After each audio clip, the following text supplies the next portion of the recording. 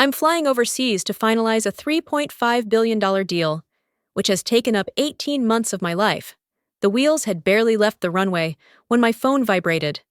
Not turbulence. Not a message from the cabin crew. An email.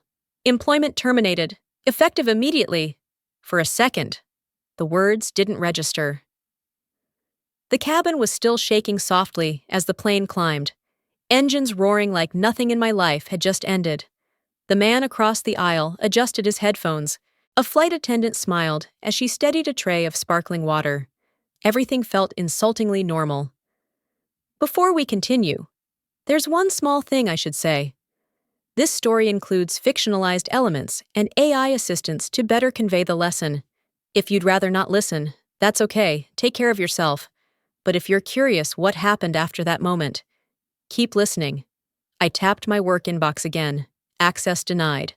I tried the internal chat, removed from workspace, then the CRM. The data room. The calendar holding a $3.5 billion signing scheduled for tomorrow morning. Locked. I stared at the tiny airplane icon on the seatback screen. Drifting upward over a blue map. 35,000 feet. No signal. No office. No witnesses. They hadn't fired me at my desk. They hadn't called me into a room. They waited until the door was sealed and the ground disappeared. That's when I understood. This wasn't anger. This wasn't panic. This was choreography. This had been planned, timed, approved, and signed off while I was buckling my seatbelt. The plane leveled out. The seatbelt sign chimed off. A soft, meaningless sound. I picked up my phone not to call anyone. Not yet, but to check one thing. The Wi-Fi icon was blinking, and for the first time since receiving the email, I allowed myself to take a deep breath. Has anyone here ever been treated unfairly and been unable to speak up? If you're nodding, stay and subscribe to the channel. These stories are for you. We'll get through this together. I didn't understand the trap until the shock faded and the pattern became clear. Julian Mercer had been CEO for less than a year. A numbers-first executive brought in to modernize the company. Harold Whitaker, the board chairman, had approved every move from a safe distance, never visible, never accountable, together. They believed leadership was a system, not a person. They waited for the one moment I couldn't respond. Not during negotiations, not before departure. They let the plane seal, let the runway fall away, then pulled the switch. To them, altitude meant silence, no office access, no lawyers on speed dial, no chance to warn the partners waiting overseas. Julian's logic was simple. If I couldn't log in, I couldn't act. If my credentials vanished, so did my influence. Years of relationships were reduced to passwords and permissions, all controlled by people who had never built them. The board agreed. In their language, I wasn't a strategist or a deal architect anymore. I was an expense line that had grown too large and too experienced. Removing me mid-flight wasn't personal. It was efficient, clean, final. They assumed the moment my accounts went dark, the deal became theirs by default. Someone younger would step in. Someone obedient would sign. The partners would never know the difference.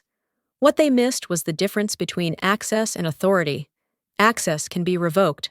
Authority is earned, accumulated quietly, and carried outside company walls. I wasn't fired because I was unnecessary. I was fired because I was inconvenient. My title was Director of Global Strategic Deals, but titles never mattered much to me. What mattered was that I had taken a conversation that started as a cautious introduction and turned it into a $3.5 billion agreement from scratch. No template, no inherited pipeline, no shortcuts, just months of listening, travel, and patience. The partners didn't trust the company first. They trusted me. They trusted the way I remembered details never written in presentations, the way I followed through when there was nothing to gain immediately. Those relationships weren't created by logos or legal disclaimers. They were built over late dinners, delayed flights, and quiet assurances. That was why I never let everything live inside corporate systems. I had seen enough restructurings to know how fragile access really was, so I kept my own records, timelines, and understanding of who mattered and why. Not paranoia, But responsibility. When a deal reaches this size, losing context is more dangerous than losing data. The company owned the servers and email addresses. They owned dashboards that made executives feel in control. But they didn't own the trust I had earned or the knowledge I carried every time I crossed a border. The cabin lights dimmed just enough to signal we were done climbing. The engines settled into a steady hum, the kind that usually lulled me into reviewing notes or closing my eyes for a few minutes. Instead, my attention locked onto a small symbol above the aisle. Wi-Fi available. The sign flickered on like it had been waiting for me. A flight attendant stopped beside my seat, smoothing her uniform. "We'll be offering internet service shortly," she said, professional and calm. I looked up at her and nodded. "I'll take the full package," I replied before she finished the sentence. She hesitated, then smiled. "That's the premium plan," she said. "It's a bit pricey." "That's fine," I said. "I need it now." She handed me a small card with the access code. "Let me know if you need anything else."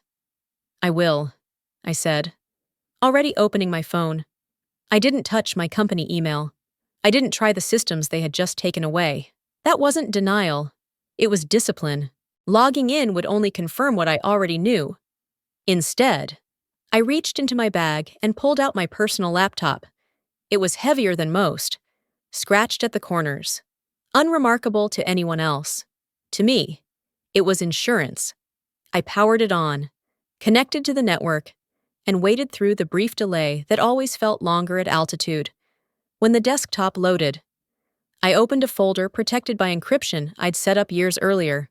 Inside was my own archive. Contacts, drafts, context, notes no one else had ever asked for because no one else had understood why they mattered.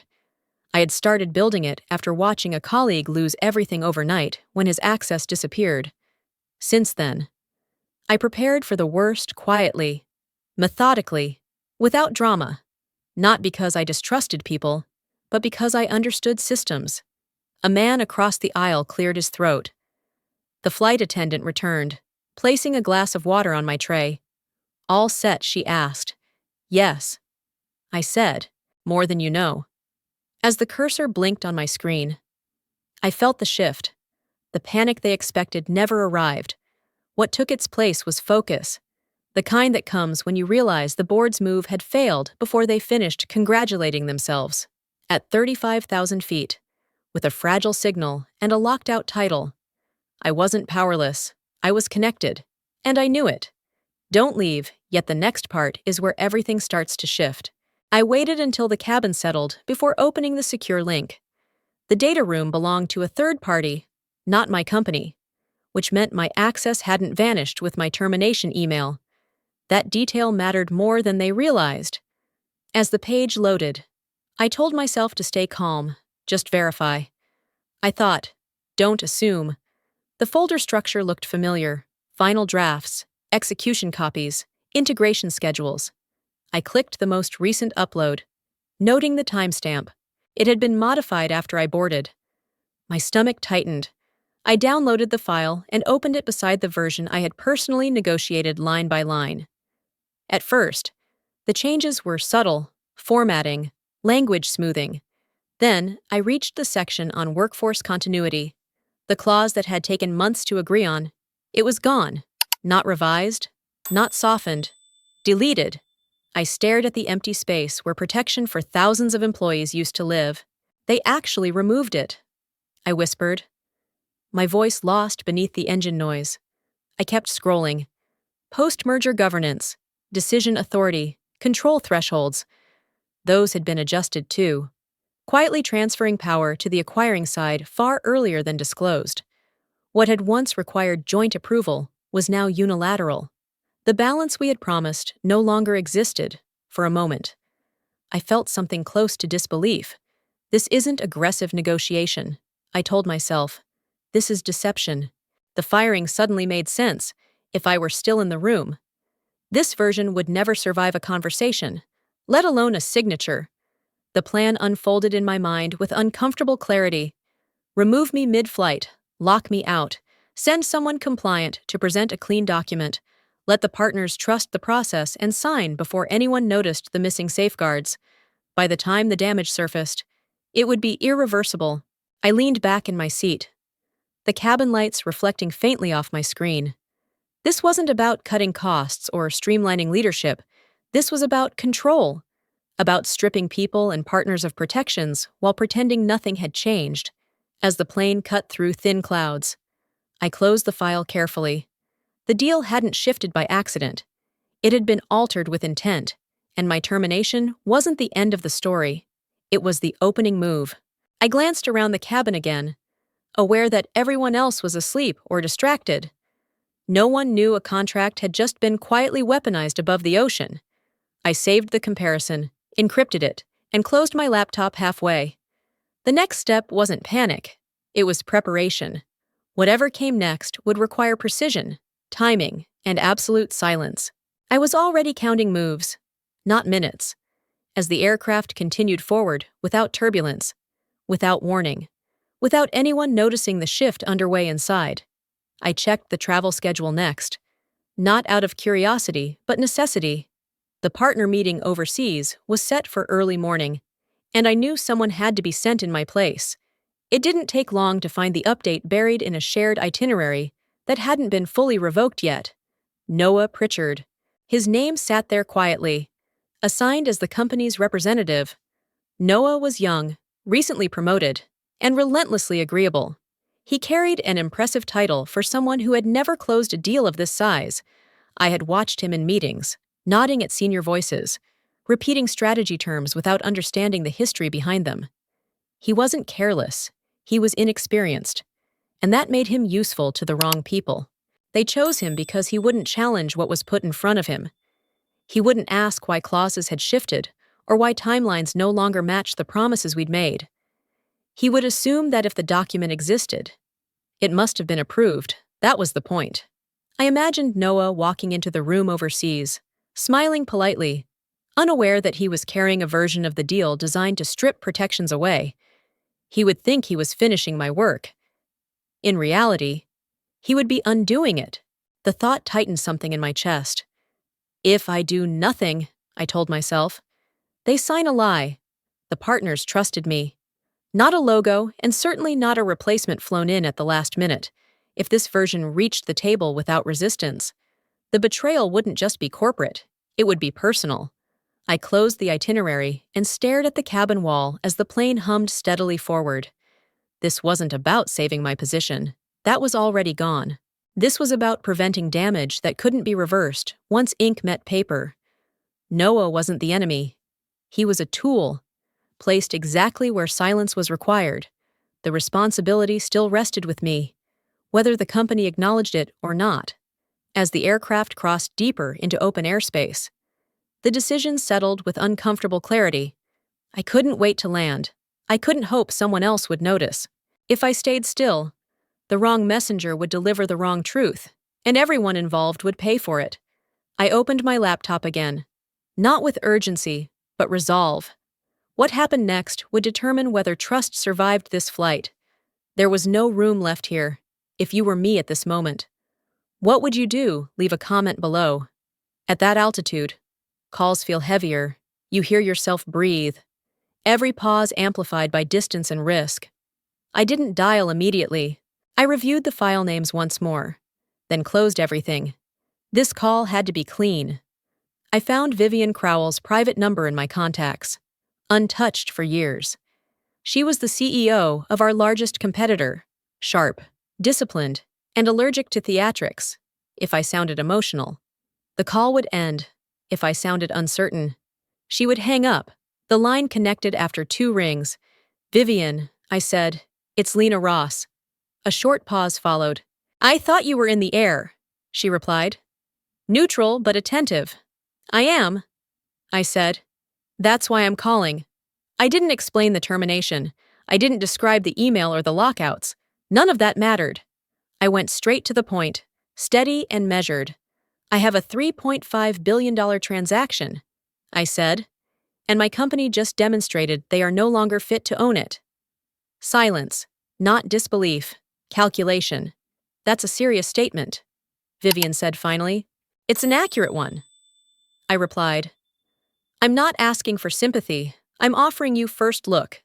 She exhaled softly. What changed the contract? I said. Mid-flight.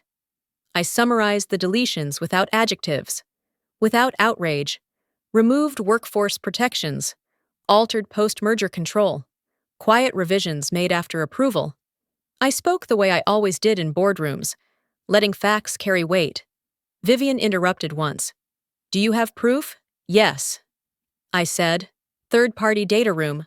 Timestamps intact, side-by-side versions. Another pause. Longer this time. If what you're saying is true, she said. This isn't a bidding opportunity. It's a liability. That's correct, I answered, which is why timing matters. Outside my window, clouds stretched like pale steel. Inside the cabin, a cart rattled faintly down the aisle. Everything else felt suspended. Send me the evidence, Vivian said. Not opinions, documents. You'll have them through counsel, I replied. Within the hour? Good, she said. Then we'll talk numbers. The line went quiet. I didn't celebrate. I didn't relax. I closed my eyes for a brief second and let the engines fill the space. One call didn't change everything, but it opened the only door that mattered, and it opened it above the clouds. I knew she would move fast, but not recklessly. Vivian respected leverage, not drama, by asking for evidence. She was testing discipline, not trust. I welcomed that. It meant the conversation had shifted from emotion to structure, from story to substance. As the aircraft continued westward, I prepared the files, already anticipating her next question, her next constraint, and the shape of the deal she would demand before landing, before anyone else could interfere or react. After I ended the call with Vivian, I didn't rush to send anything. Speed without protection would have destroyed me. What I needed next wasn't momentum. It was a shield. I connected to Elliot Brandt through a secure line I hadn't used in years. Elliot was an independent attorney, the kind executives quietly consult when things stop being theoretical. He answered without greeting. You sound airborne, he said. I am, I replied, and I've just been terminated. I explained only the essentials, the timing, the contract changes, the replacement being sent in my place. Elliot listened without interrupting. When I finished, there was a pause long enough for the engine noise to fill the gap. Have you acknowledged the termination? He asked. No, I said. I haven't signed anything. I haven't replied. Good, he said. Then legally. This isn't finished. He explained it calmly, almost clinically.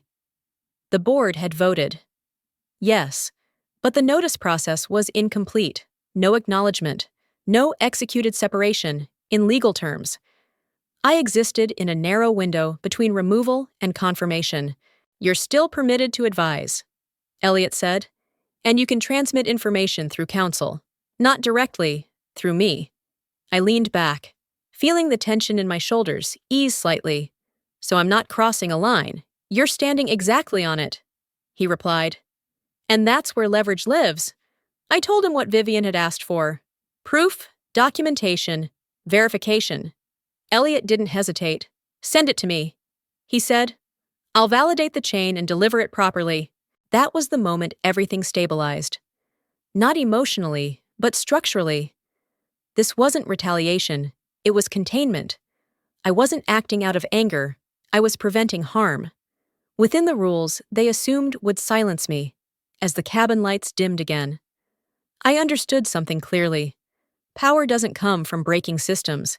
It comes from knowing which ones still work when others. By the time the pilot announced our descent, the cabin felt different. Lights softened, trays locked, and the Wi-Fi icon flickered between one bar and nothing. The connection stuttered, then returned. Just enough to work, but not enough to relax. A message came through from Vivian Crowell's team.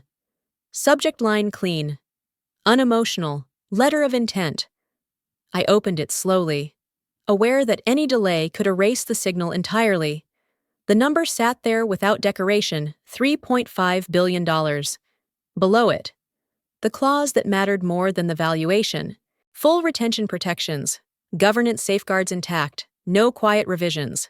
I read it twice, not because I doubted it, but because I needed to be precise. This wasn't a victory, it was a replacement. One system failing, another taking its place. Do it now. Elliot messaged through the secure channel. Before the window closes. The plane tilted gently downward. A flight attendant passed, reminding passengers to stow devices soon. I nodded, then focused back on the screen.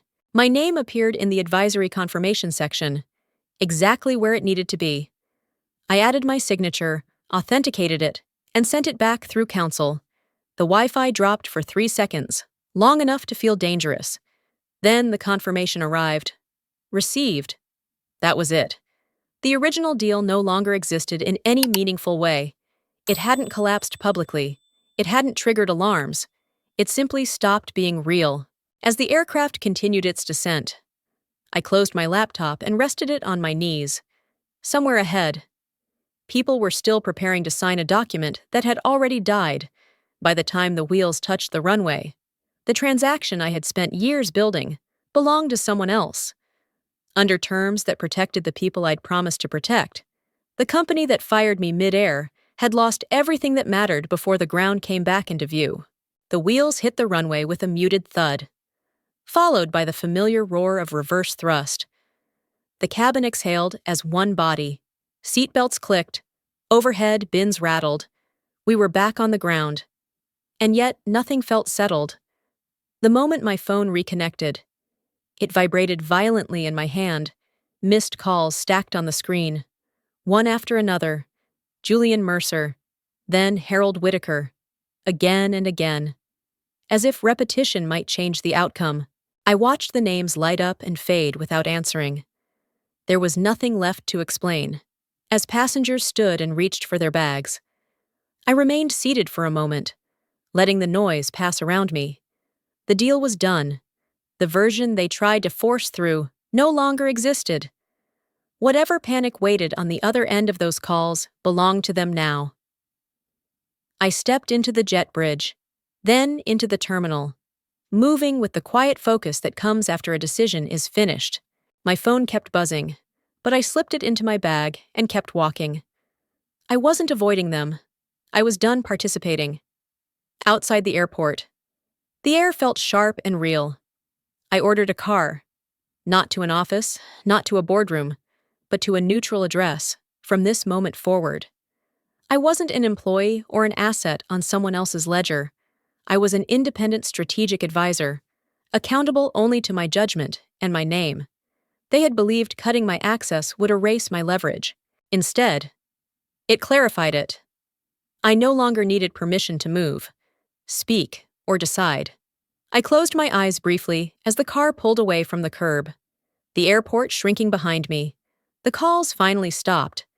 They thought power lived behind a button labeled deactivate, but they forgot that trust doesn't require login. Titles can disappear, access can be revoked, but trust, reputation, and judgment, those stay with you if you've earned them honestly. When everything went silent around me, I realized calm thinking mattered more than authority, and preparation mattered more than permission. I'm curious, how did this story make you feel? Which moment stayed with you the longest? And where are you listening from right now? If this story resonated, share your thoughts in the comments. A like or a share helps more than you think. And if you want more stories like this, consider subscribing.